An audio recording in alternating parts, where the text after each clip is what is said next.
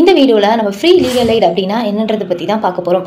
இந்த free legal eight அப்படின்றது யாருக்காக கொண்டு வரப்பட்டது அப்படின்னா, அதாவது வறுமையின் காரணமா ஒரு நபர் வழக்கு தொடராம இருக்காங்க, அந்த வழக்கறிஞர்களுக்கும் கட்டணம் கொடுக்கறதுக்கு அவர்கிட்ட பணம் இல்லை அப்படின்ற சமயத்துல அந்த வழக்கை தொடராம இருக்காரு அப்படின்னா கவர்மெண்ட் அவங்களுக்காக ஃப்ரீயா அட்வொகேட்ஸா அப்பாயிண்ட் பண்ணி அந்த கேஸை நடத்தி கொடுக்குறாங்க. அது மட்டும் இல்லாம அந்த அட்வொகேட்கான ஃபீஸையும் கவர்மெண்டே கொடுக்குறாங்க.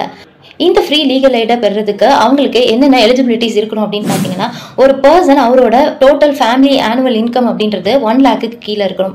அதாவது ஒரு நபருடைய குடும்ப வருமானம் 1 லட்சத்துக்கு கீழே இருக்கணும். அப்படி இருக்கும்போது அவங்க இந்த இலவச சட்ட ஆலோசனையை பெறலாம். அது மட்டும் இல்லாமல் குழந்தைகள், பெண்கள், இந்த இயற்கை பேரிடர் அதாவது நேச்சுரல் டிசாஸ்டர்ல பாதிக்கப்பட்ட பர்சன்ஸ், அதுக்கப்புறம் சிவியரான டிசீஸ்ல பாதிக்கப்பட்டிருக்க நபர், இவங்க எல்லாருமே இந்த இலவச சட்ட ஆலோசனையை பெறலாம்.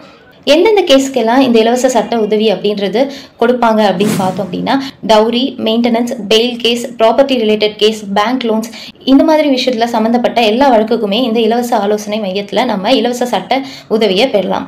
தாலுக் லெவல்லையோ, டிஸ்ட்ரிக்ட் லெவல்லையோ, இல்லை ஸ்டேட் லெவல்லையோ இருக்கிற லீகல் சர்வீசஸ் அத்தாரிட்டி சட்ட ஆலோசனை மையத்தில் நம்ம போயிட்டு நேரில் அப்ளிகேஷன் கொடுக்கலாம்.